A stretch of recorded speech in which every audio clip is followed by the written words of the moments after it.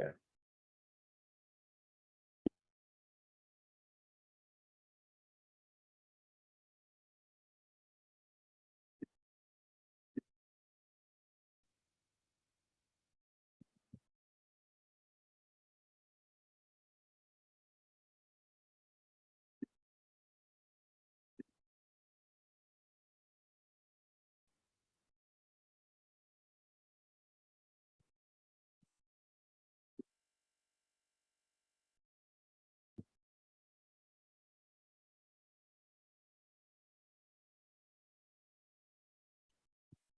Harita, I'll request you to keep an eye on the questions and comments in the chat box. And also, once I make it live on Facebook, just keep an eye if anybody's asking a question and making a comment there.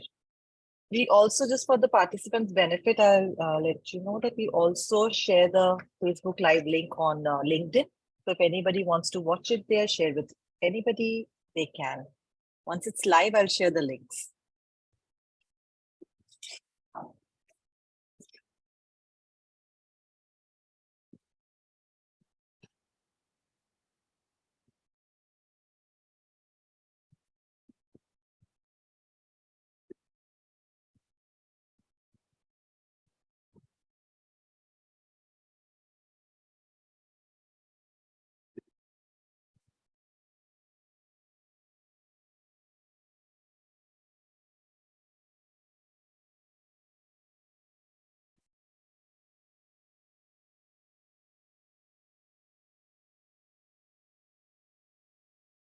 Also, Harita, when the sign language interpreter joins, please put his video also in spotlight.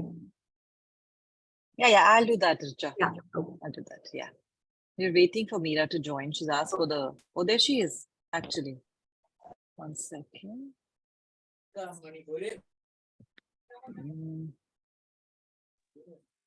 Yeah, I'm online. Sign language interpreters online. Okay, I can't see your video. There. Okay, let me just pin you also. How are you, Meera? Thank you for joining us today.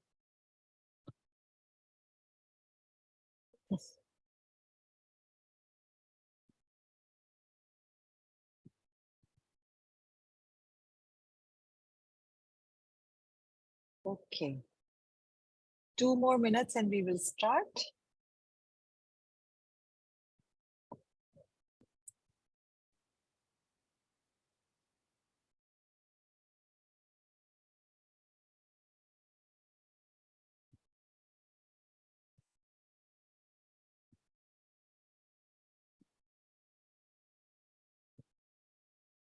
Hey, Srinivas, in the meantime, tell me how to correctly pronounce your last name. Huh? That's a test for you. I knew it. I knew your response. Chakravartula. Chakravartula. Yes. Did I pass the test? You are. You did.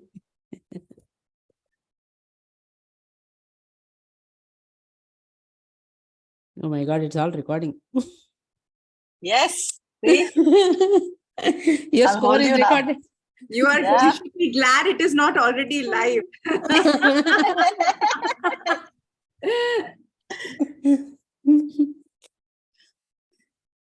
Editors will have a tough time. Your sense of humor is also getting captured live. I know.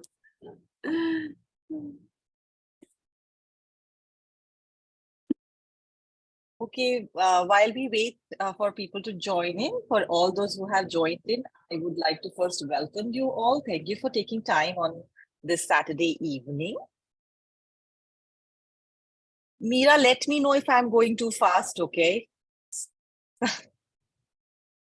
Okay, and just some house rules. Those of you who can put their videos on, we would like to see your faces. If you have an internet connection issue or a bandwidth problem, or you're not comfortable with sharing your videos, that's fine. And please, please, please request all the audiences to stay on mute while the speakers are talking. We will take questions.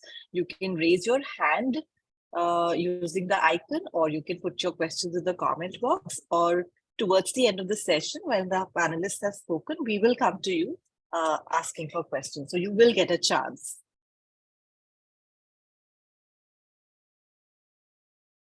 I'm just going Yeah, I to think, make... Richa, it might as well good for each one of us to say one or two sentences so that Meera can confirm if we are fast or is it Yes. okay. Yes. Meera, I You think go this should ahead. suffice. I think, Meera, this should suffice for you to tell me if I'm faster. Is this okay? No, sir, you can go in your own pace. I'll manage. No Oh, issue. fantastic. Great. Thanks. Okay, this will be live 1 second on the page also, and then we will start. Harita, as I make this live, can you please confirm, check and confirm to me whether it's showing up on our Facebook feed?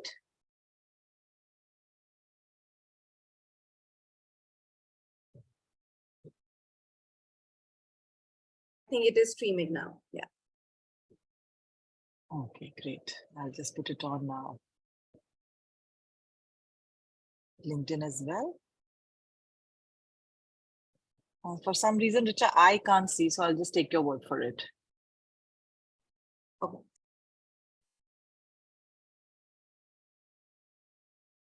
Yeah, it's live. Can see it. Okay, great.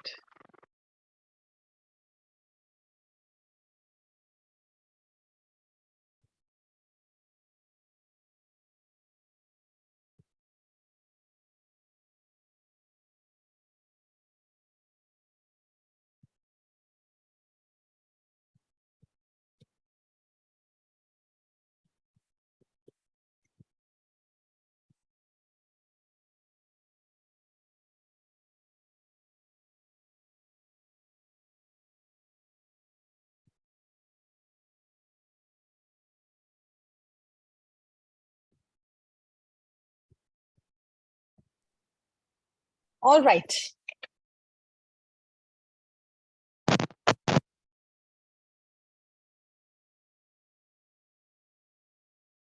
Hello and welcome everyone. A warm welcome to my panelists today and everyone who has joined us. This is a session on, as you know, Sarathi has been conducting series on igniting abilities, making persons with disabilities corporate ready.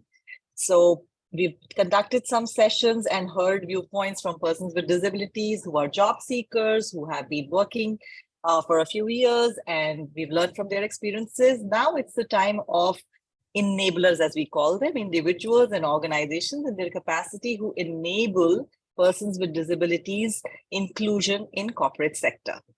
So today we'll be discussing what happens after recruitment, after the initial stages of recruitment. Once you've got a job in the corporate sector, what is the role that the person with disability plays? What is the role that the enabler plays? And what is the role that companies play in making both inclusion and gainful employment possible? So let's give a very warm welcome to my panelists. I would like to welcome Sandeep Bidani. He is inclusion advisor with Sarathi, and Sandeep wears several hats. He's an expert on the human resource front. He's an expert on the disability front, and we are very glad to have his expert opinions here. And Srinivasu Chakravarthala, he's a governing council member of National Association of the Blind for Karnataka, and also is an accessibility director with Freshworks. And lastly, I have Dr. Nidhi Singhal, who is a clinical psychiatrist, and she is working with Action for Autism in the capacity of Director Research and Trainings. And last but not the least, very, very warm welcome to our sign language interpreter, Meera. A lot of you had, requested us, and I'm sorry we couldn't include this part earlier, but well, this time we've heard your advice, and we've tried our best. All right. So I am going to start with all three of you asking a very basic questions, and I'll come to you, Nidhi, first. Okay. And we were discussing yesterday, there is a whole cycle from recruitment, which starts with recruitment, a cycle of engagement that opens up with the company.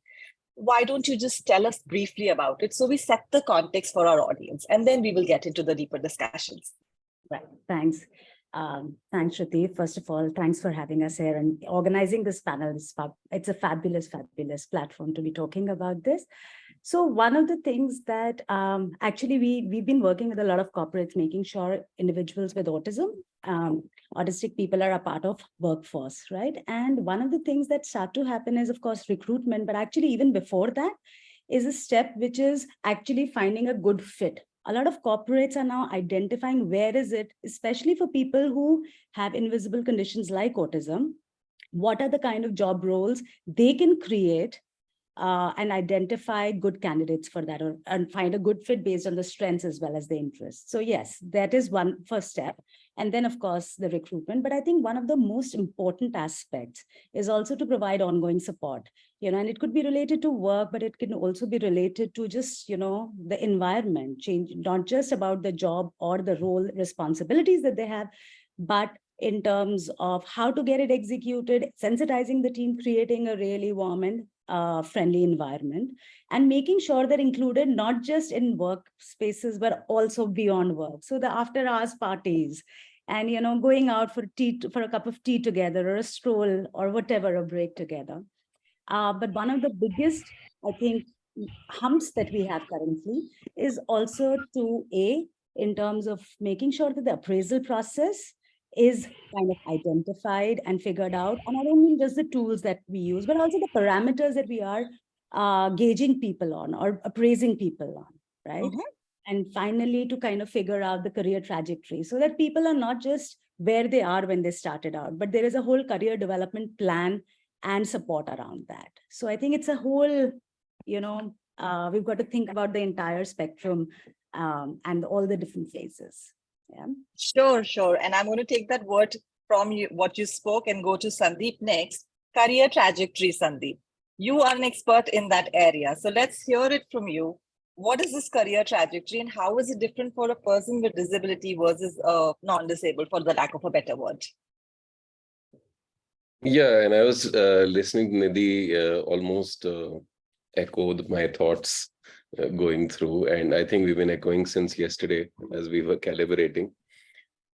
I think the whole conversation about growth and growth trajectory or career trajectory starts with when you're bringing in an individual, how do you assess ability? It all starts with ability conversations. A lot of organizations have evolved in understanding the ability conversations, and they have learned, or they are in the process of learning, how to more bespoke the job descriptions. That's where we at Sarthi do a lot of work, but helping these organizations understand how to bespoke your job description. It could be an 80% fit, it could be an 85% fit, but if you're a scaled organization, how do you start ring fencing that capability and saying, is this going to be at par with anybody else? And that's a very important conversation that starts. The other challenge that that comes in, which organizations have to start working on, is when they start looking at development journeys that they build for a non-disabled. These could include experiences that they intend creating for people, trainings that they intend providing people so that they can scale up, or even skills that they make available to employees, either online or offline in workplaces, so that people can grow. And also down to what you call marketplaces, which are career marketplaces like job postings. Is all of that being made accessible? When you're talking of development, are you thinking inclusive development? And I'm trying to sort of coin that word or push that word forward, because development journeys have been created the moment job descriptions get created, roles get charted out. That thinking is yet to get fully embedded in a lot of corporate environments. And it's important that that thinking starts happening at much earlier than you start deciding to hire. The moment you do that, otherwise 4 or 5 years down the line, you feel stuck. So those are 2-3 elements that are very, very critical for organizations to start investing in the design when they start designing inclusion programs. Thank you, Sandeep. Thank you. Srinivasu, let me come to you. Now, Yeah. you are also somebody who's worked his way up in a very conventional way, if I may put it like that. You've worn different hats, and you've experienced inclusion in different ways, and you are now the accessibility director, so you understand the inclusion design we are talking about also from a visually impaired perspective. What's been your experience on this front, and also as an NAB representative, what do you see when candidates are placed? Yeah. Like you said, I will actually talk across disabilities, and especially being representative of NAB Karnataka, will also focus towards the people with visual disabilities. Yes. So when, like Sandeep has rightly pointed out about the job descriptions, one of the things that even the corporate, the companies has to think about is how can they actually mainstream all kinds of people. Okay, it's about firstly they should actually forget about whether mainstream or people with disabilities, and the moment you actually stop identifying jobs only for people with disabilities, you will actually end up getting much more potentials, and especially, of course, there are a few things which cannot be done, that cannot be done, that's a different story. But the moment you stop identifying, the advantage would be that there would be candidates who might be having a different kind of skill set, and what the company may think is not a possibility is actually a possibility to them. So even from the NAB Karnataka perspective, even though we actually work with the companies to do the job mapping and all that, but we actually give them the flexibility to actually identify what they are comfortable. At least the initial phases, we definitely have to do that, because firstly, even the companies has to feel comfortable about hiring people with disabilities. And that is the reason we actually take the model of first the training part. Even in fact, we actually train candidates in partnership with the companies, because NAB Karnataka is one such organization who uniquely work in the area of tapping the blue collar jobs to a good extent, and we work with a lot of people with in the rural settings. So we work with industries like die casting, aluminum die casting and all that. So Yeah. when you're actually working in that segment, you also need to actually identify what is the comfort level. So it's a lot of work will actually go into that space. So even candidates, since for that kind of people, even their confidence levels will be not that much. So we will actually we actually even work with them and actually help them getting that confidence levels and all that. So it's a three-way process. The candidates will also work, and enabler will also work to make sure both the parties are comfortable, and corporate companies will actually take their efforts, put in their efforts to make sure they are successful in their equal employment opportunity policy and the work that they do. They will also put in efforts to make that program successful. Yeah. Sure. So we discussed this yesterday, and I'm hearing this also from you now, this whole train and hire model, right? We've seen it works well. We've seen several companies now doing that, coming out of their comfort zones, and it's like meeting halfway, right? So we're saying, okay, let's. So I will actually extend and add one more thing, which is actually sure. In fact, at Freshworks, the one of the CSR activities that we do is we don't really go out to the different NGOs often and actually run the activities. Instead, what we do is we actually have something called Freshworks Software Academy, which is we dedicated one full floor. We actually created the classrooms and all that. We actually every year we train about 100+ people who comes from the rural places of different. As of now, it's actually limited to Tamil Nadu, but there might be few people from different other parts in the future. But as of now, it's from Tamil Nadu. What they do is, because our strength is software, and in the through 1 year, they actually learn, irrespective of they are like a 10th pass kind of candidates, right? They actually learn very specific kind of technologies, for what they're going to actually get employed, right? Specific kind of trainings with the communication skills and using the email, Slack, and kind of things. And Post 1 year, they will actually get an internship within the company for about 3 months, and then they will actually be placed. Some of them are absorbed within the freshworks, and some of them will get employment outside. In fact, so that will actually when actually they actually do this at the workplace environment, because their classrooms and everything is actually similar to our offices. Okay, they will also have the cafeteria and everything. It actually, even through 1 year, they spend in a place like an office. So when you actually give the training inside that kind of environment, the learning will be much better. Of course, it's giving them industry exposure, right? Making it as real as possible, especially when they come from very, very varied backgrounds and some not so good socioeconomic backgrounds. Absolutely. All right. I just want to extend that question to both Nidhi and Sandeep. You know, what have your challenges been? Because, you know, we've seen that a lot of companies, even though they go with train and hire, but they are restricting to a certain disability type. And I'm not going to say it out loud. You guys can share your experiences, right?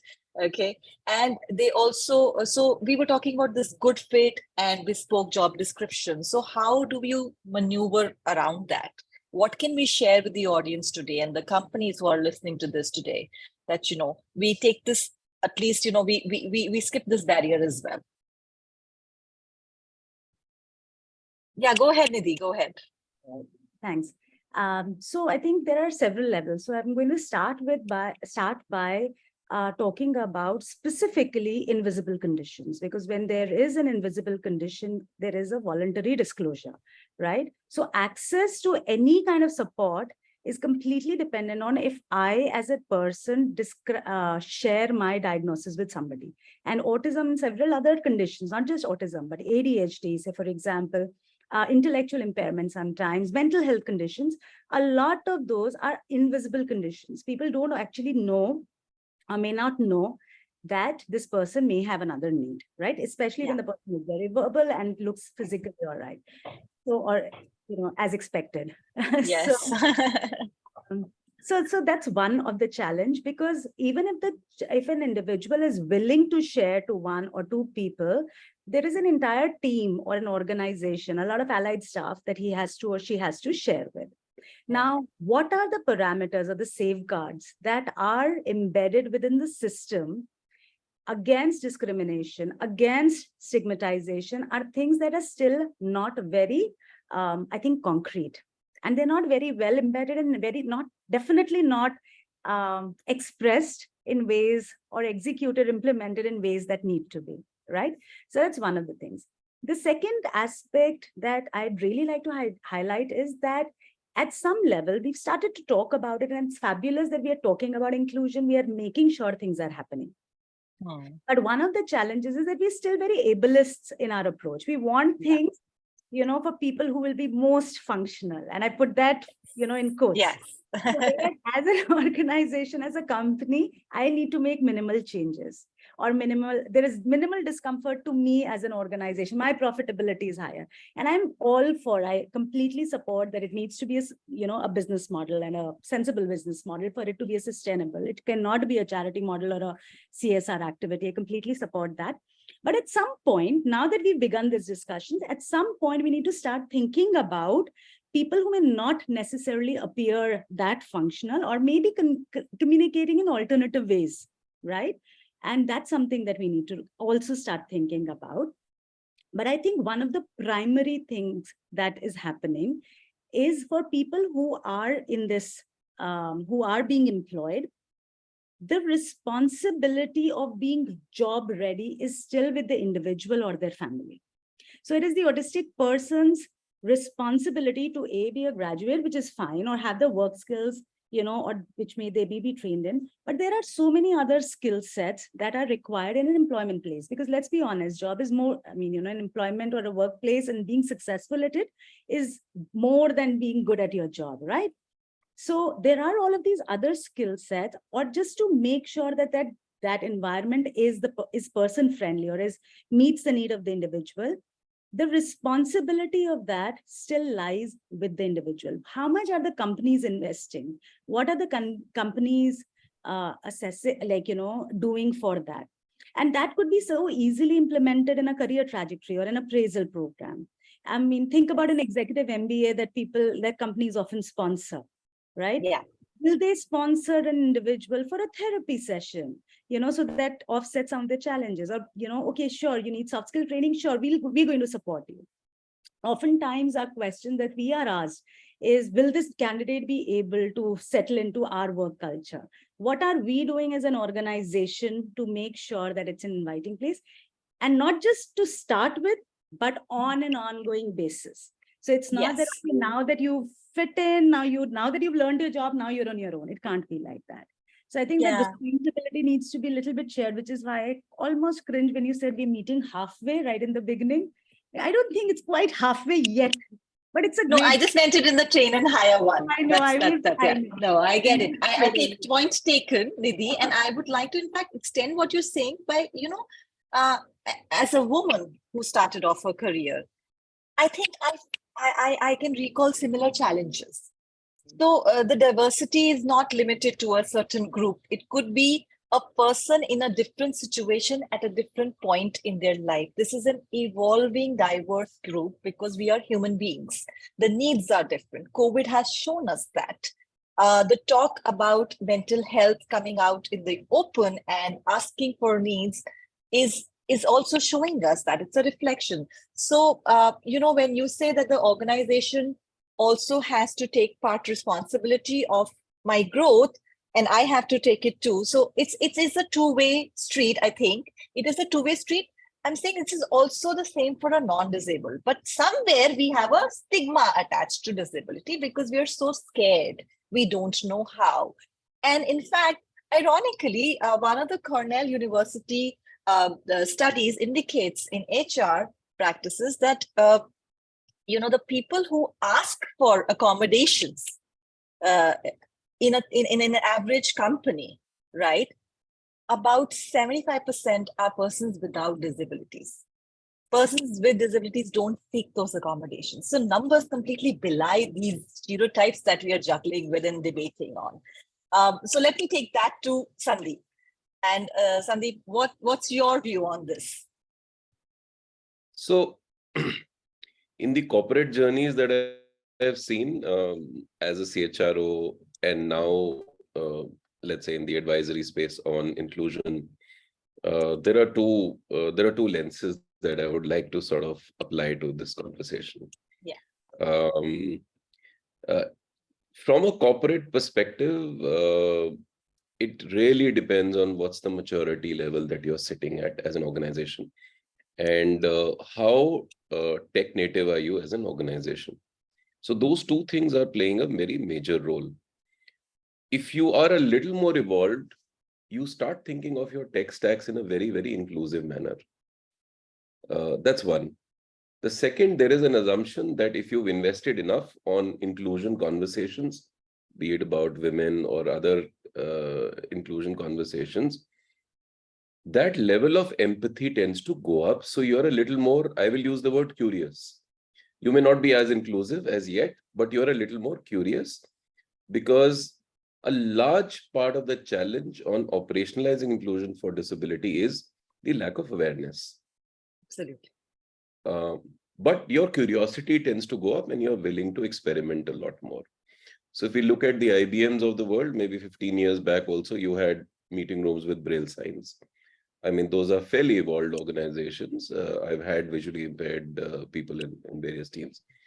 As we start talking to clients today and we are trying to help out corporates, the ones that are stepping into inclusion, either because of a global mandate or the passion of a leader, tend to be a little edgy about it.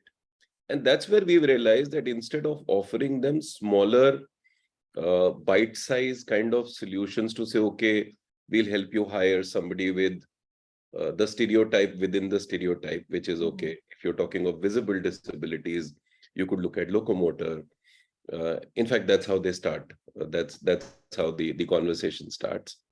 But we've realized that instead of doing that, two more things become important. Can you showcase capability so that their mind opens up, even if they still remain risk averse? So some of the work that we do at Sarathi, we're like a showcase, a proof of concept, and you can sort of come in as a client, see how work is being done, how people are, selling products, ed tech conversations, talking to people, onboarding vendors for Amazon. So there is a show and tell which has become very important.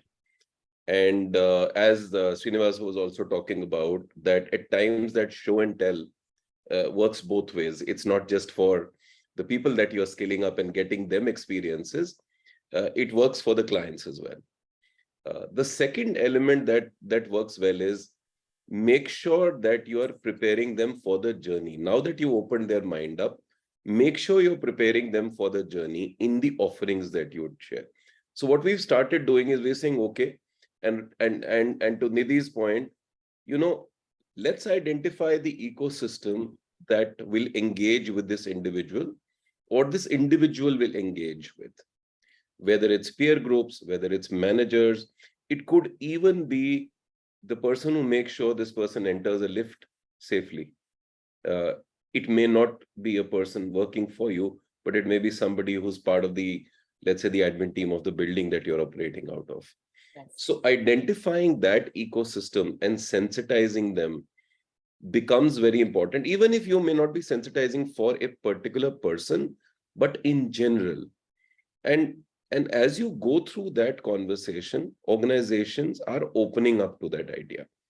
But it's a journey. You have to have multiple conversations. And the second is, how are people going to be assessed? There is a challenge that also comes with persons with disabilities many times. Are they seeking grace marks? And that's a hard conversation that is required, because, as Nidhi said, they have to come prepared for a role. They have to come skilled. What is the career trajectory, or what is the training path that the organization has drawn for non-disabled? And to Srinivasu's point, are there variations in any learning part for people who learn differently? So those are some conversations that are important to start seeding, because many people come and say, oh, so when do you think the person will be productive? Is it going to be a longer lead time? And if I reflect back in organizations, a lot of batches of trainees take longer. There are people who are put back into training programs and then brought out again. So how do we normalize that conversation is very, very important in this entire solutioning.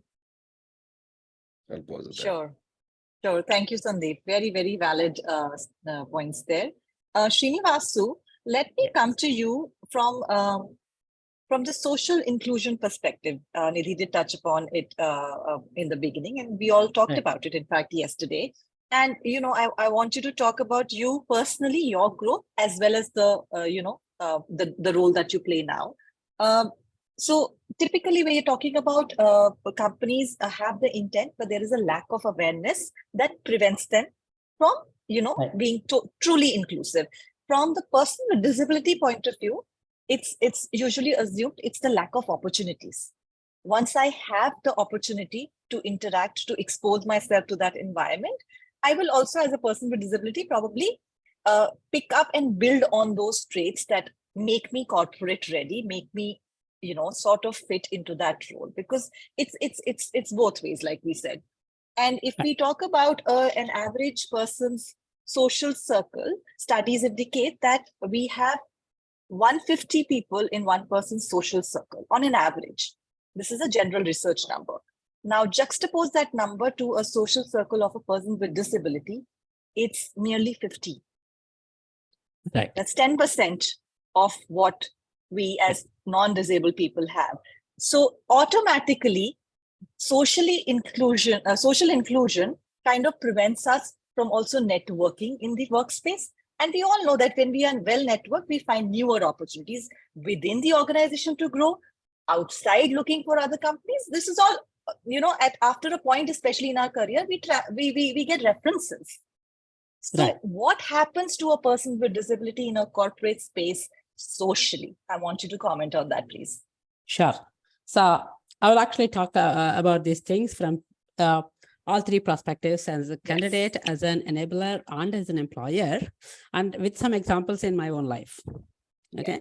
First, I will talk about what happens if you don't include person with disability into the process of enabling them or actually providing them a reasonable accommodation.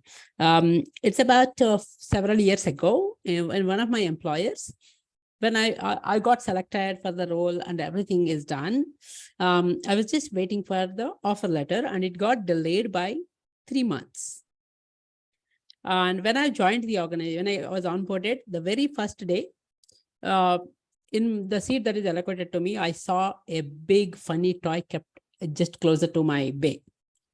And like, you might figure out by now, I am a person with a lot of curiosity. I went around all the 7 floors of that office and I did not see such a toy anywhere else. I went to my HR and asked, why is that toy kept only at my bay? And she said, Srini, this is the reason your offer letter got delayed. We were all figuring out how do we make sure that you will be able to identify your bay easily. I said, look, if you could have asked me, you would have saved my 3 months salary. Right? I would have told you I don't need anything. Right? So whenever you are actually, one thing is that whenever the company is actually providing any reasonable accommodation, both employer and if there are enabler involved in it, they should actually have a conversation with the candidate and see what is actually needed for them. It should not be about the comfort zone. There is a difference between requirement and comfort zone. Okay, so we need to identify that. And even as an individual, what I generally do is whenever I join any company, my first few months, I actually have breakfast with, because I work with a lot of engineers, I actually have breakfast with one engineer every day because I want to make a lot of friends in that area.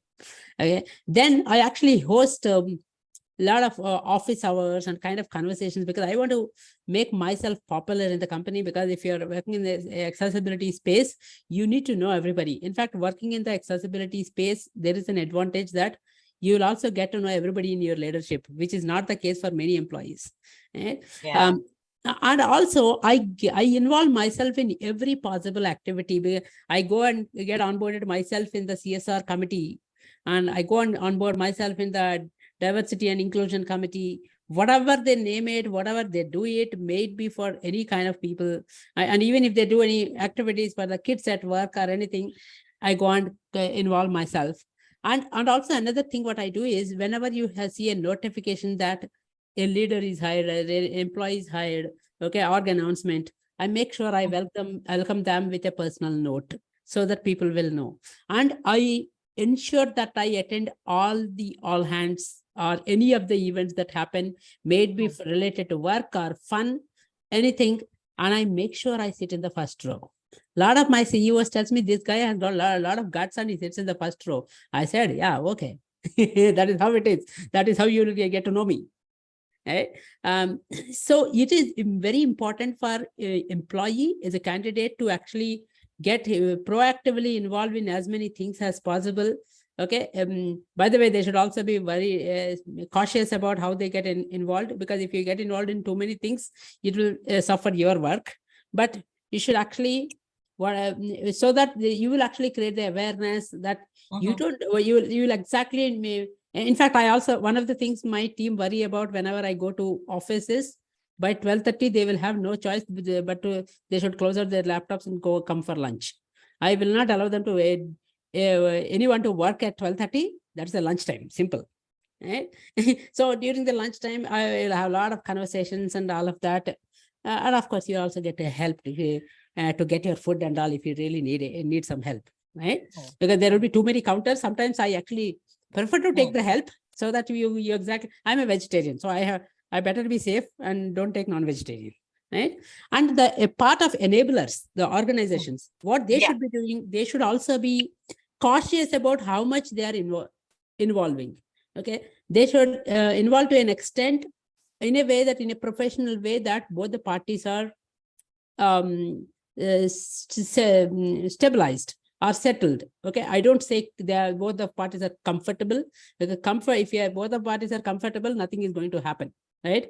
Let there be problems and let each one be solved about. In every organization, you'll see the accessibility problems or any problems. It is the candidate's primary responsibility to go and tell the desired concerned people and get it sorted out. Not everything will be sorted out in a day one, but the more feedback that we go, a lot of things will actually get sorted out. We just need to have the patience. And employers, what they need to do is that they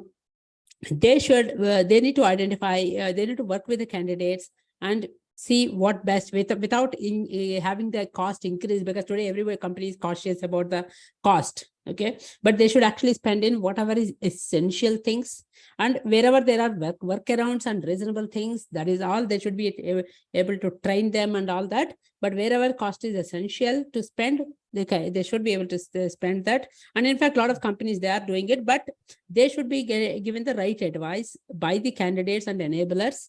If they don't involve the candidates in the procurement process and all that, they will end up spending on unnecessary things.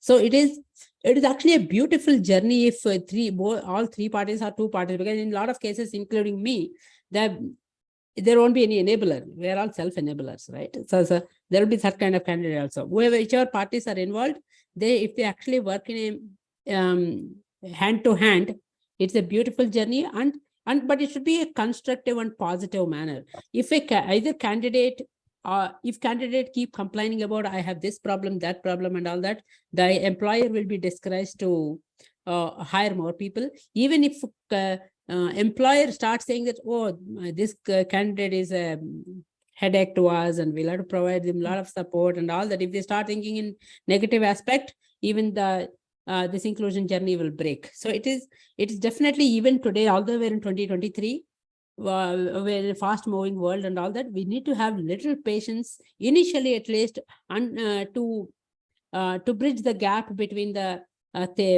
program, and then it will be scalable. But initially, all parties have to have the little patience. Okay, thank you. Point taken, Srinivasu. I kind of agree with the proactive points that you made, that, the candidate has to be proactive. And we did have another, I can see Richa has written in the comment that we did have another candidate, a person with who was on the neurodivergent spectrum, come and suggest that, why don't people, share a note on accommodation that the person wants when they initiate in a new company. But I also have I'm thinking of persons with hearing impairment. I'm thinking of persons on the autism spectrum. I am thinking of persons with invisible disabilities. I am thinking of persons with chronic pain syndromes. And I'm thinking of persons who are all of that and also introvert. So now it's a difficult conversation, and I am not taking sides here. Just parking that thought there for all of you, and I want to take Nidhi's view on this. That how do I seek all that? How do I participate, especially in a verbal conversation? We all know that there are non-verbal autistic people, right? And there are lighting conditions that affect them. There are different things. Even I don't know enough. So you're the expert here. And I also, while you speak about that, I also want you to address a second question, which you very clearly, very interesting, you brought a perspective in on the career trajectory yesterday, Nidhi, saying that the career trajectory might have different implications for different people. Now, while you answered that, just extend that to also telling us, what a person with autism might define as a career trajectory for themselves. It doesn't have to be a traditional hierarchy going upwards, a salary increase or a designation increase. So let's hear from you. All right. I'm so glad you brought this up, Shruti, because I was thinking about Srinivasu and loving everything he was saying. And I was thinking about all the youngsters who are out there who are, like you said, introverted or autistic people who are either not brave enough like Srinivasu is, or B, skilled, because communication is a genuine challenge. That's exactly what is what makes life difficult for them at workplaces, right? And many of them now, because we work a lot with adults, and these are adults who are in different, places like the IBMs and like the Googles of India, who are employed there and who've begun to advocate for themselves. Okay, now we have to be mindful of the fact that a lot of them throughout their trajectory of development, okay, their schooling, their college, they have either been dismissed that, okay, nothing's going wrong with you, nobody's going to adjust to your lifestyle, you have to be the one fitting in, or they have their everything, like even the body pain, or things like those fibromyalgia or rheumatoid arthritis or any of them, people are dismissed by saying you are the one who has to, who you're too sensitive. So this is a journey for everybody, which has been that I am less than everybody else. So I know so many people who've gone through, autistic individuals who've gone through their IITs and IIMs, they're doctors and lawyers and, all of them, but still they have gone through their life feeling less than other people. Because academic, up until their school, maybe even through their college, they were doing fabulously because it was a structured environment. They could focus in on academics and be fine with it. But the minute they go into a social setup like a workplace, suddenly they're at the bottom of the ladder, right? And they do not have the skill, and sometimes they don't even have that privilege all along. They have significant amount of trauma throughout growing up. So for all of those reasons, it can look very different for a lot of people. And one of the things that we start doing and we advocate for very strongly is helping individuals ask for simple things. So, this workplace, it's a little bit difficult for me. Can I sit with my back towards the window because the light's impacting me? Or, hey, I get distracted easily. Can I use my headphones at workplaces? So it could be a very simple thing that they can start, but it's an exercise that one needs to, it's almost like building confidence and letting them know it's okay to ask, even if you don't talk about autism. So if they're comfortable enough in talking about autism, fabulous. And exactly what I think Richa has written about Akshay, we recommend, have a one-page or a little profile, and it can be a fun profile. It's not like a list of, a laundry list of my needs or my challenges or whatever, but a really lovely way of introducing yourself. So those are things that we definitely advocate for. So start small, take small steps, and whatever works. That's one thing. It's an active, supportive process for a lot of individuals. The second aspect is you asked about was career trajectory. And that's something that we are really, really, I think, seeing more of. And I think both Sandeep and Srinivasu alluded to this. One is today or yesterday. One is that when people join in, they are sometimes at entry-level jobs, and then that's where they get stuck. Okay. Yes. So there's no plan about what is going to do next. We've dived in, and then that's about it. Okay. Now it's sink or swim. But there is no plan about what is going to happen. Now, for a lot of autistic people who are so amazingly good with their work, the quality of work would be fabulous. The minute, when we think about career, we think about going up the ladder. So we're thinking about increments, we're thinking about accolades, we're thinking about, managing a larger team, a larger region, all of that. For a lot of autistic individuals, focus on work is great, but all of these other managerial people skill can be a hard one. And we've often seen people actually go down in their performance because their, designation has been increased. So we just need to redefine promotion. It's not that I don't need an accolade. Of course I need that. It is not that I don't need an increment. I absolutely do. In fact, a lot of people, like as Srinivas was talking about internships, we know several people who are being exploited in the name of internships. 3 months, 6 months, 10 months, they're ready for jobs. Come on, you're getting free labor here. Not okay, because a person can't advocate for it. So that's so career trajectory. And again, both the thing, especially what Srinivasa said, include the person. What does it look like? What does promotion look like? So does it mean, okay, hey, I love computers and I would like to learn a new language. So there is a new role within that. I'm on a different project. So I love learning new skills. Think about ADHD. They love learning different projects, a variety of projects, right? They may be, so it doesn't mean that it's just about becoming, when you go up the ladder, does not necessarily mean it has to go wide, okay, in terms of managing teams, but it can look slightly different. And like I said, the perks could just be around, okay, hey, we're going to support you with your therapy that you need. You get the time off, or you get the, we'll support in terms of financial supports. So both of these can be things that we can do, or even things like, and I feel so I mean, just a side part, even during appraisals, these are questions that we ask about, the development and your achievements and everything.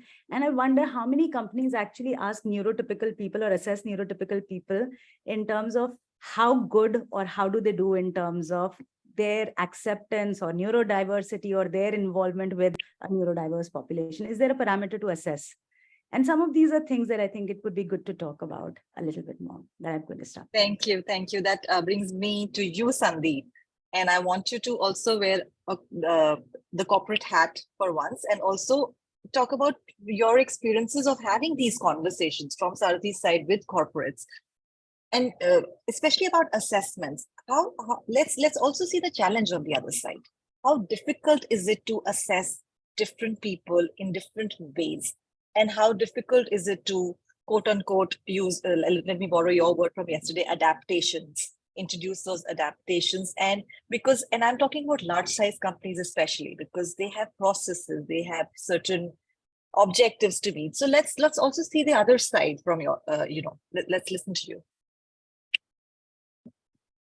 Sure. So as you start talking of inclusion per se, in any large-scale organization, I mean, let's start looking at it a little more statistically as well. Some of the largest organizations in India, let's say even 100,000 plus kind of employees, may have about 800-900, maybe 1,000 tagged, I will use the word, persons with disabilities. Some may not have disclosed it. I don't think organizations have gone beyond that. So that's one way of looking at it. The other way of looking at it is that as you look at any normal distribution curve, even within teams, you will find different people operating differently, and managers very adept at assessing people on different criteria. You spoke of, women at work. A lot of conversation happen about the year that a woman goes on maternity. What period are you assessing? Are you assessing 6 months? Or are you assessing 6 months contribution in a year? And these are very critical debates, and organizations have more or less sorted it, saying you're looking at 6 months. In those 6 months, so evolved organizations have done that already. So it's really the same benchmark that you need to start doing to say, here is a person that I need to assess differently. The person may have already stated what works for them from a career trajectory perspective. What does good look like? What does a career growth look like? And again, organizations have created conversations like check-ins where they speak with a person either every quarter or half yearly. There are some very progressive ones who do a once a month check-in as well. And the typical questions are, what will growth look like to you? What will, and those are, I think a lot of skilling of managers is needed there, which we've been doing to understand and ask the right set of questions. So what does success look like to you? What does growth look like to you? How do I make sure you are feeling engaged? Can we do something differently? I think asking and not assuming is the basic premise of any such performance conversation. And the fact is, it differs today between person and person. It's really about, managers understanding that if I intend having a conversation with another person, I have to adapt differently. Again, back to, let's say, conversations, difficult performance conversations between men and women. You talk to managers and say having a tough conversation with women is very difficult. They may get emotional, or men get aggressive, and the gender element comes in. But if you look at that statement, it's not about men or women. It's about your ability to have a difficult conversation with different kinds of people. So the same logic extends. There is no difference. It's just that we've stereotyped that difference. The moment you open that conversation up, you are adapting to the individual's need. And that's the reason I prefer calling it adaptations, because the onus lies on the manager who's working with the individual. So I'll pause there. Thank you, Sandeep. Wow, very powerful point there. I am, in the interest of time, going to ask our participants if there are any questions. I would like to take a few questions. So Anybody has a Shruti, before comment? you do that, Yeah. I just want to add one thing to what Yes, Nidhi has sorry, mentioned there. Srinivashu. Please go ahead. Please go ahead. I just want to add something to what Nidhi has Yeah. already mentioned. So Yeah.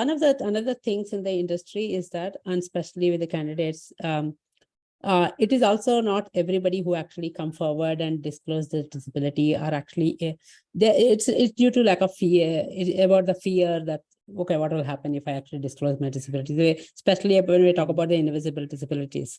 But there are certain times even the companies actually host events like people with the International Day of People with Disabilities Day, or things like that.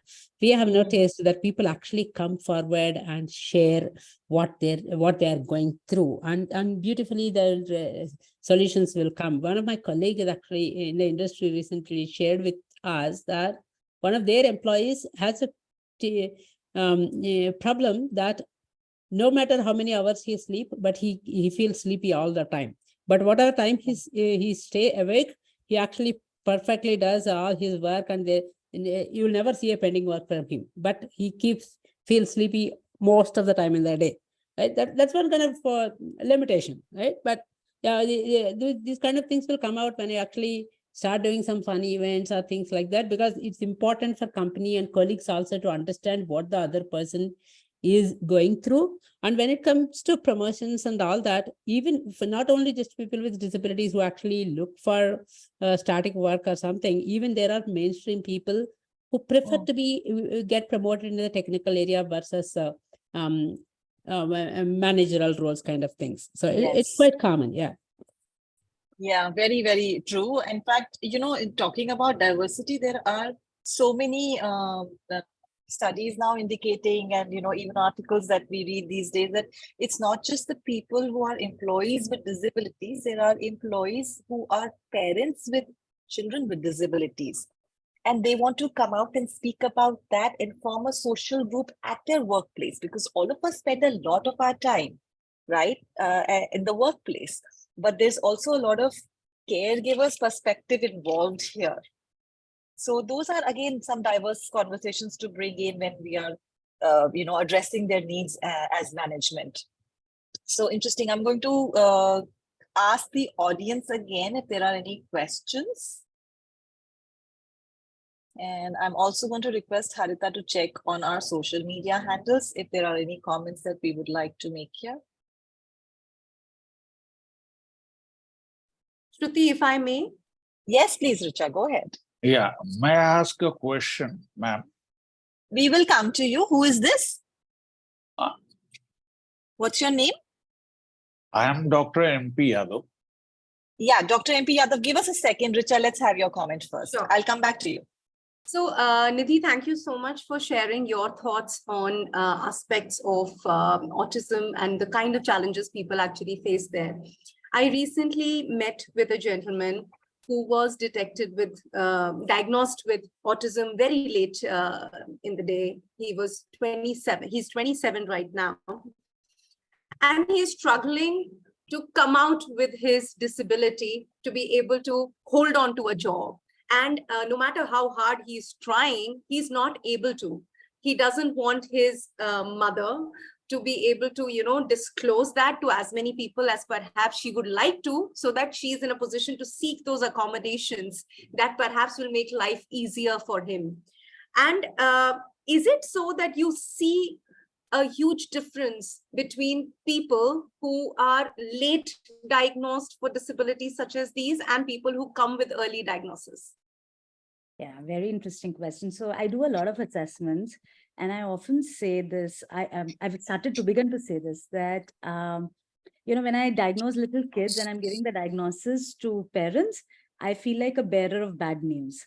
Okay, because there are often very, parents are mostly upset about getting a diagnosis. But almost always when I'm giving a diagnosis to an adult, and I do a lot of adult work, so it's almost like what I call cheers and happy tears. Okay, because there's always like, yay, finally I know what is going on.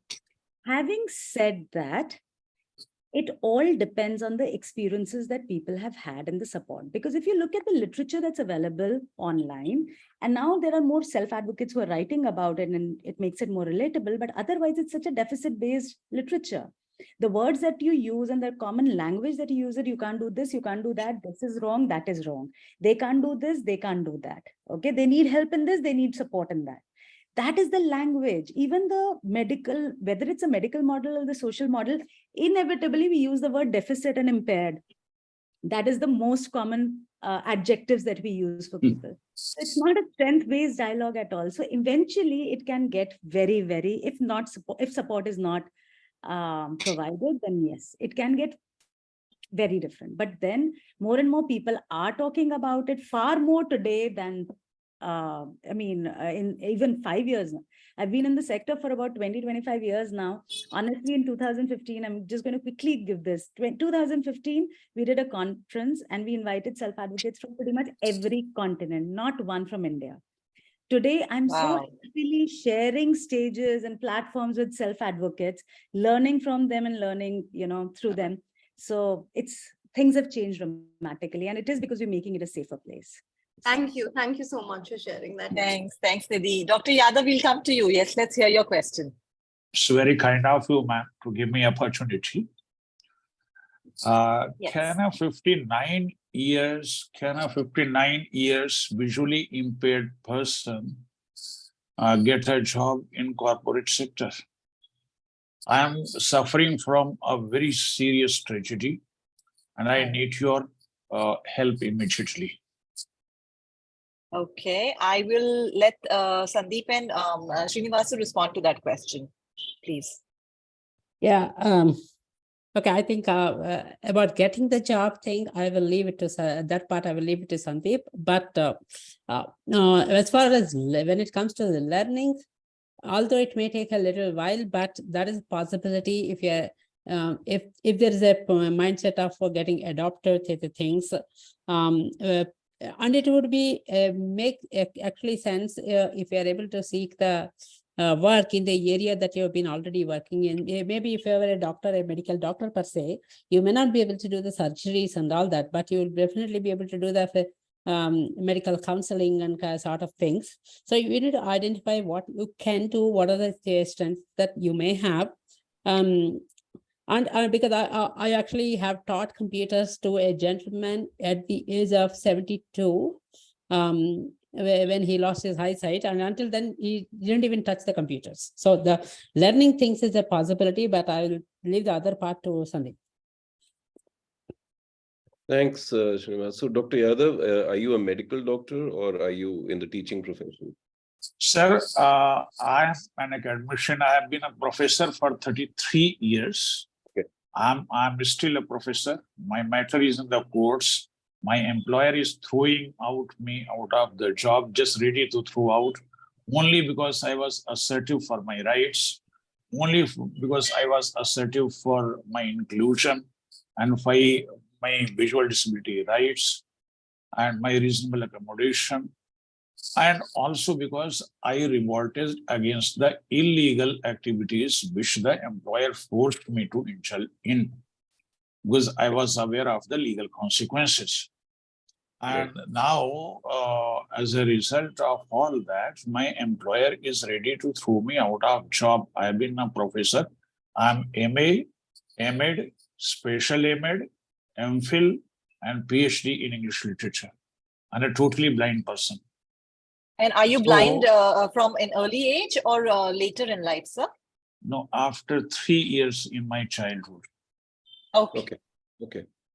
So essentially, sir, the employment aspect, while you are in court already, I guess I realize the matter is sub judice and you are going through that. And it may take years and years. It doesn't seem and to it may quickly. take years, and the legal system is what it is. It's Yes, tough yes. to comment on that. But we do hope that you have the right kind of legal support. And if there is any connections that are required, we could figure. That's what I'm liking. I'm liking the right kind of legal support, actually. Sir, that's why I'm afraid of but the when it situation. comes- sorry to interrupt, sir. I think I would also advise maybe Shruti, you can connect this gentleman with George Abraham, because I actually handles this Yeah. kind of things in a very, very Yeah, beautiful I was way. just going to say we can take this conversation offline, sir. Yes. Let's take your number down and your email down. I will ask Harita to do that, please. And let's take the conversation offline, Let's and take we'll that be conversation. we'll Yes. be But happy to meanwhile- connect you Yeah. and also help you. Sorry, go ahead, Sandeep. Sorry. Meanwhile, Very- from an employment perspective, Dr. Yadav, I think what Srinivasu was talking about, you've been teaching so many years, you might have been teaching in a formal physical infrastructure format. But Yes, the world yes. has become very, very global today. I do a huge amount of advisory consulting kind of work remotely. The COVID changed a lot of that. If you learn a little more around accessibility, as well as, and I do see you're comfortable using Zoom and various other things. So my input would be equipping yourself on two things. One, focusing on how do you start establishing a social media brand out there. It may involve some support from one of the youngsters. And I don't know, there are many youngsters dialed in here. If there are some who are on the digital media support side, that they could help. Otherwise, we could figure out who can connect with you. And the other is maybe putting yourself, if you have students, putting yourself out there and leveraging tools like Zoom and all, and literally getting back to work. Because while you're fighting a legal battle, that could start supplementing. But we're happy to have that conversation offline, and maybe I can connect you to someone who could help you It with will be that. very kind of you, sir. Very kind of you. I need your support. Absolutely. Thank you. Sure, sure. So, okay, I'll just take the last comment that's come from Varsha Kumari in the chat box. And she says, what about the ratio between job seekers and job opportunities? Sandeep, would you like to comment on that?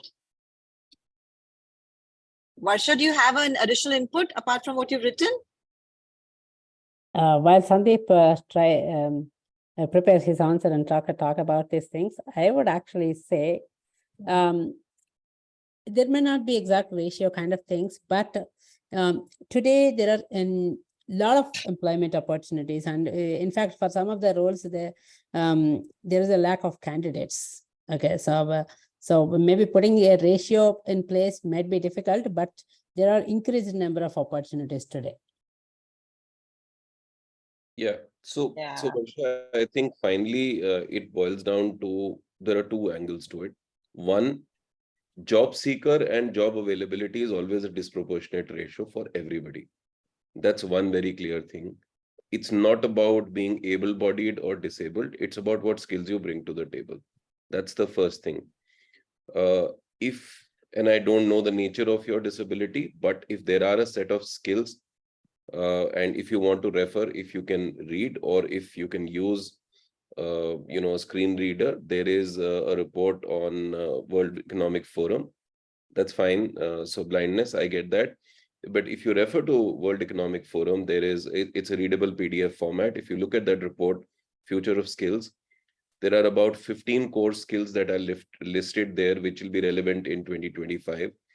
A lot of them relate to basic data, creative stuff, conversations. In fact, more and more skills are moving towards the emotional quotient side versus all the very, very hard-coded kind of sides. And there are programs that are available. In fact, even coding programs and tech programs are available. You could also consider some of the programs that are available on the Sathi platform. Skilling yourself will be the first conversation. And is that a skill that is in high demand? That's the first start point. The second is, rightly so, a person with disability, there is a disadvantage from a start perspective, which means, and that's because you are getting into an environment where you are competing. But if you've acquired the skill and you work on communication and other aspects, you're literally at par, at least with progressive organizations. So those are two humps that you'll have to cross. Yeah. But we're happy to help on those two. May I say something, sir? Sure, please. Yeah, Varsha, go ahead. Yeah. What I was saying, like, my point is, as far as education is concerned, that is the basic graduation when we are talking about, that is quite easy to achieve, which most of the people do. Then after that, you comes the specific skills. And so just mentioned about the things, so mentioned about the things with the things which, unless until we come to know about the basic skills which are in the which are in the demand, how can we are able to do that? My point is, I'm not able, I don't get the things which, okay, I don't know what are in the what is required in the market. And if I don't know what is required, how can I am able to achieve that, or how can I do anything for that? Okay. Yeah, May I? go ahead. Nidhi also wanted to add to that. Sure. I think Yeah. everybody wants to add something. So I think, Varsha, one of the things is that it is something both, it's the job of both candidate and enablers to actually keep an eye on what is trending in the market and what is required by the industries, right? So you need to keep looking on the things, especially in the news, or not just the news alone, but also on the social media and all of industry news and kind of things, to actually identify what, and even tech news, kind of, if you're talking about technology, right? So we need to keep a track on what is happening in the world, and then figure out. And today, if you're looking at generative AI and all, things are changing every day, right? So keeping up speed ourselves is quite important in that area.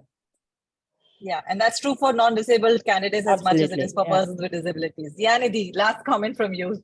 Go ahead. Thanks, Shruti. So I think I just want to highlight that, like Sandeep said, yeah, there is always going to be a disproportionate, but at the same time, I think it's also to do with what is the requirement that the job is, the employer is putting out. Like, I know for autism, one of the biggest challenges is that everybody wants a graduate.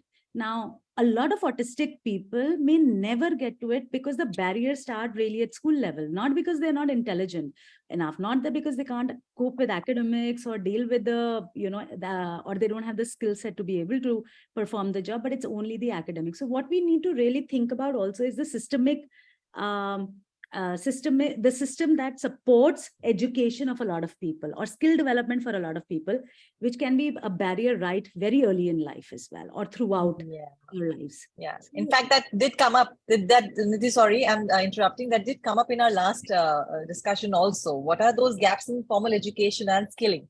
Exactly. So we need to work with the employers to help them understand as well about some of these challenges, and say that, okay, some of our, it's a very conventional type, it's a very traditional thinking, and we all base our academics as a really like a scorecard. So yeah, just wanted to say that. Thank you. Thank you. Thank you, everyone. And just to conclude, some things that stood out for me in the session today. I mean, great inputs from each one of you. And, we talked about a good fit, a job description that matches well. We talked about that there is an intent in the corporate sector to include, but there is a lack of awareness. Okay. And we talked about lack of opportunities, but we also talked about that there are certain jobs which are there. And it's just, about connecting those dots and doing the groundwork on both sides. In fact, not both, I would say there are several stakeholders here. We talked about enablers, we talked about persons with disabilities, we talked about the corporate themselves, and also the caregivers and the community around them, right? And we talked about the need to shift focus to ability conversations. And I particularly like the term coined and promoted by Sandeep on inclusive development. We are becoming inclusive, like Sandeep said, but we're not really, there in terms of inclusive development. And we need to think of mainstreaming all kinds of people, not just a certain person with disability or a woman or an LGBTQ. We're talking about mainstreaming all kinds of people. And then, there's the thought for skilling of managers. How do they, how do they assess PwDs? How do they have those conversations? What are the difficult conversations they need to maneuver around? How can we help them acquire those skills? And two most important things, communication training, right? That is not only going to help everyone in terms of career growth, getting the first level, foot in the door, but also in self-advocacy. And now communications will be very different for different kinds of disabilities. So there's a method and mode that you need to introduce for yourself. Figure out how you want to communicate your needs. And then on the other side, what the person needs, what the candidates need, we need to ask, not assume. So I'm going to close at that. And thank you once again. And thank you, Meera, for tirelessly, doing this interpretation for us. Yeah, absolutely. Thank absolutely. you. Yeah. Thank you. Thank you, everyone. Thank you, everyone. Bye-bye. Good night.